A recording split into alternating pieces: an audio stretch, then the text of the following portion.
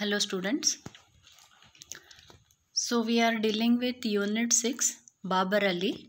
So in the last class I have already introduced Babar Ali to you as Tanveer is introducing him to us. So in today's class let us start reading the article written on Babar Ali. I hope you have your textbooks open in front of you. So now we start reading with page number 46.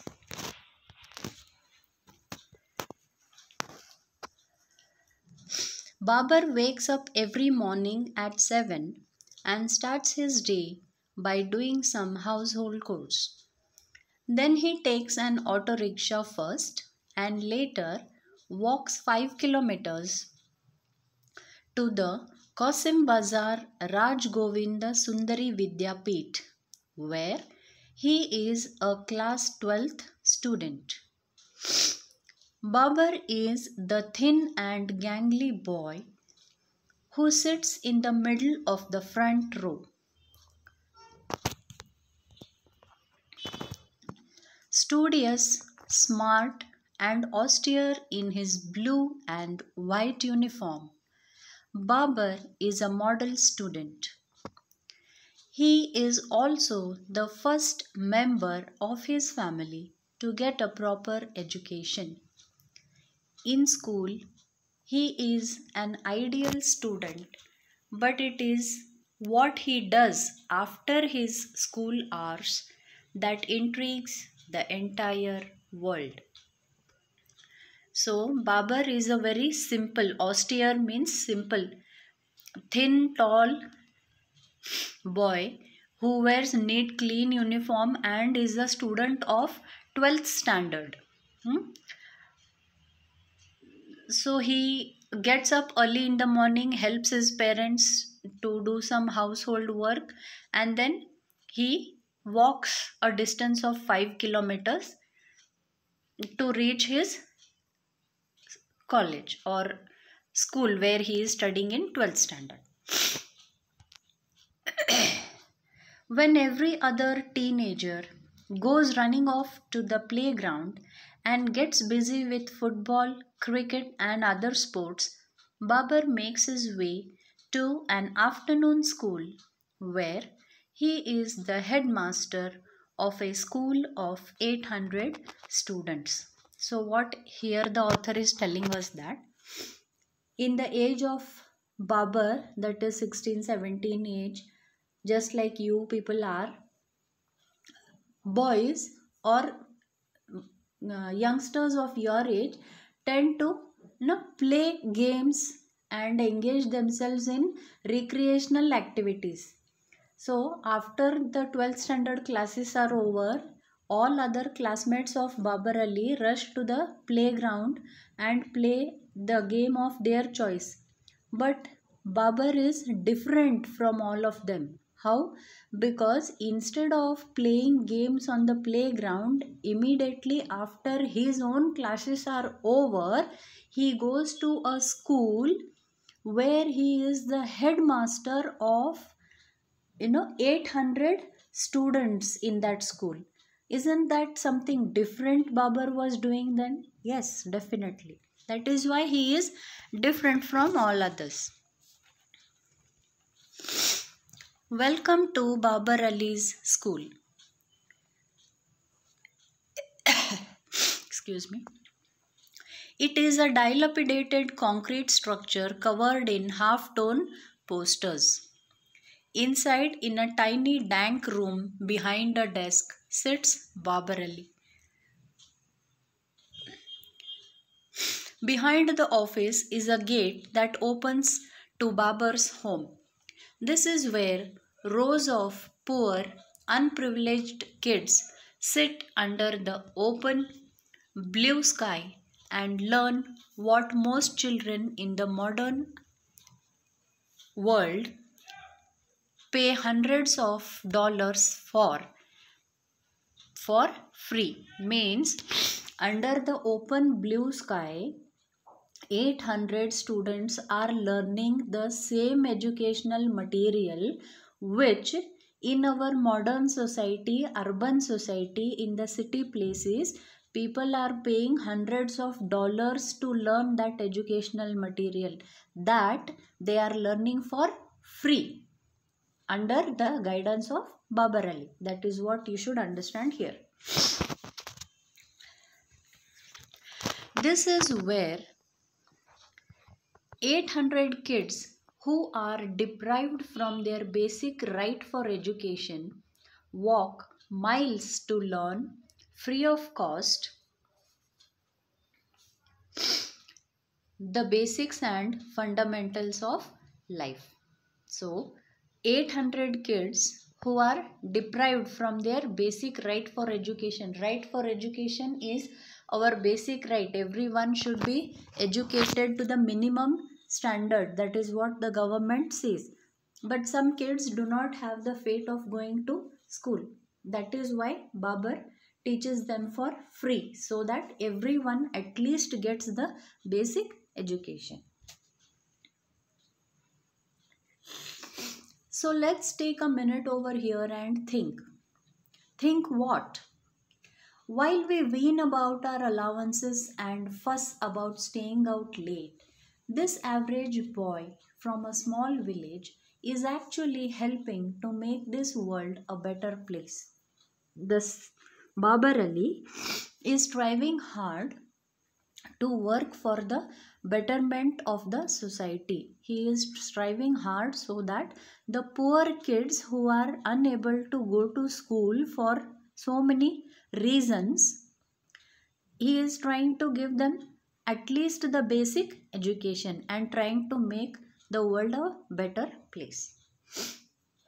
Today, all around the world, where millions of children are being deprived from literacy because their families cannot bear the expenses, this one schoolboy from India is trying to change that. And so, at the age of 16, Babar Ali is the world's youngest headmaster.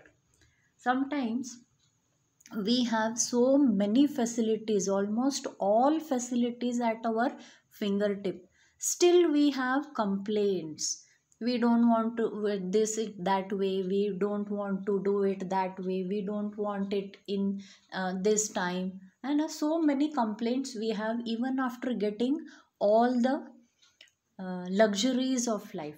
But here, this one simple boy from a very poor family is striving hard to overcome all these difficulties, nevertheless, thinking about his poverty, about his family, and all those things. Keeping aside all those things, he is trying to make the world a better place by educating smaller children.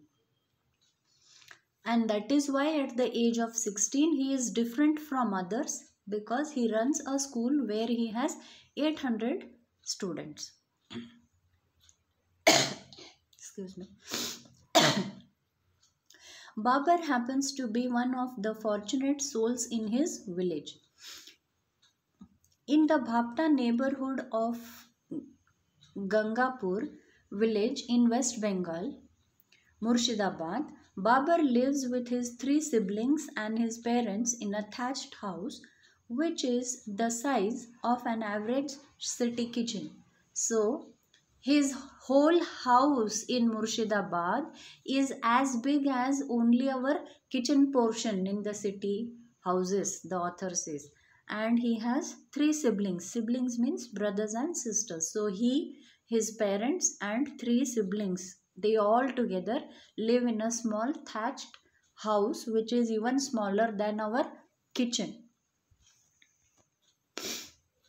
Yet, ironically, he is still among the privileged ones in his village because, unlike most children there, he went to school and got formal education. So, he is the only person from his village who went to school and got formal education. No other child in the village is educated, and that is why he is doing this further to educate his friends and the smaller children of his village. He was better off also being the son of Nasiruddin Sheikh. So Nasiruddin Sheikh is Babar Ali's father. Nasiruddin is a jute seller and a dropout who believes that education is man's true religion. See, Babar Ali's father also went to school but not continued his studies. He could not continue his education for some reasons. He is a dropout. Dropout means persons who cannot go to school and continue their education. They leave off going to school at some age, and then they never go back to school. So they are called dropouts. So Nasiruddin, who is Babar's father, is one such dropout of the school, but he thinks very high for education. He says education is man's true religion. Look at that thought. And who initially supported his son's venture with his own income. Coming from a privileged family, Babar realized he must do something for the other children in his village. So, when Babar thought of starting this, education for smaller children and children of his village, his father was the first one who supported him in this venture, in this work that Babar wanted to do.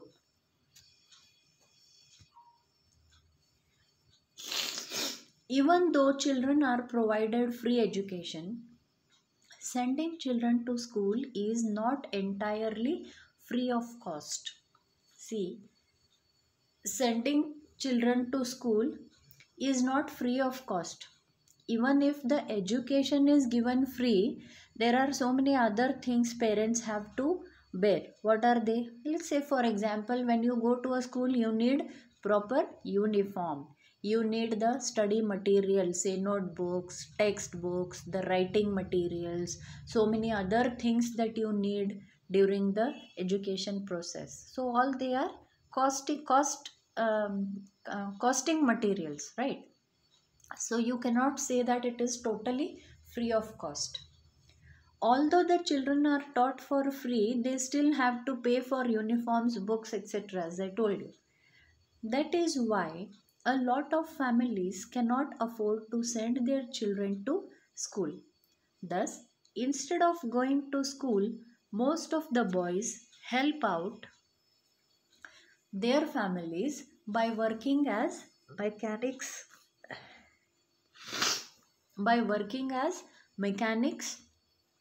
day laborers, grass cutters, livestock herders, etc. Whereas girls work as maid servants in the village where they cook, clean, wash clothes and dishes for their employers. So as I told you, if education is given free of cost, even then there are so many expenses the parents have to bear to send their children to school. So considering the poverty factor, it is difficult for the parents to bear those expenses of notebooks, textbooks and uniforms.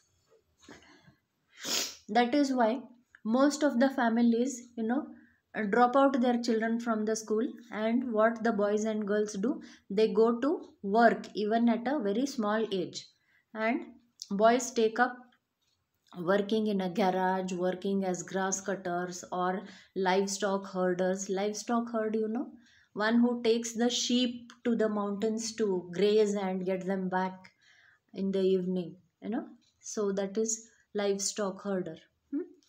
And girls, as usual, go as maid servants, because after being a maid servant, then what is the work they are going to do? Cook food for the employer, clean the vessels, clean the house, iron the clothes. So these all things, domestic work, girls will take up. Instead of going to school, then they start earning money by doing all these kind of work. Babar Ali observed all this. In a very small age, he could feel that this, what is happening, is wrong, and those children also have a right to get basic education. So Babar Ali wanted to change this.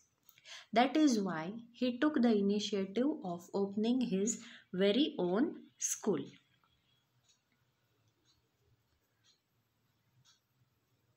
So this is how Babar Ali started thinking that something has to be done for the betterment of the society, and that is why he started his own school, where we read in the last class, where does he conduct the classes?